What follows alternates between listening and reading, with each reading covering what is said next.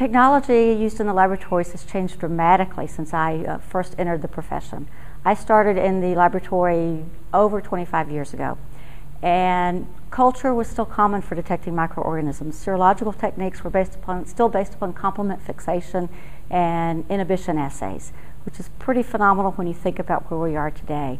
At that point in time, DNA sequencing was just being started. It was relegated to the research laboratories and took days to do any sequencing on a particular organism.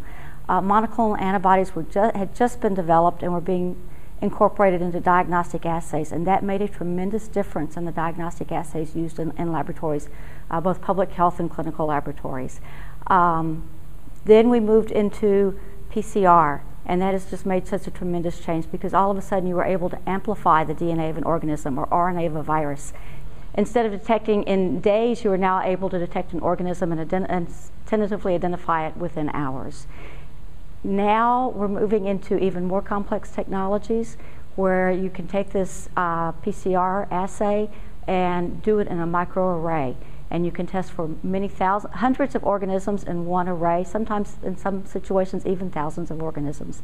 We've also now gone to where instead of having one test for each analyte that you're looking for, each organism or virus or whatever it is you may be looking for, we can now do multiplexing where you're looking for multiple in one test, which is pretty phenomenal. And you can do this whether you're looking for antibodies in a serological diagnosis or for DNA or RNA for a specific bacteria or virus.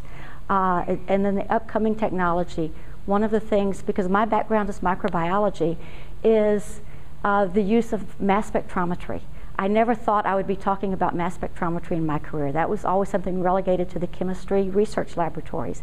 And now that's a common tool in newborn screening. They've been able to take the mass spectrometer, modify it, get it to where you can use it for high throughput newborn screening, and wonderful med techs are now able to run these things. You don't need a PhD chemist to run a mass spectrometer anymore. And that is now even being moved further into the laboratory beyond something as specific as newborn screening, and they're adapting them to where you can use a mass spectrometer to actually identify a microorganism.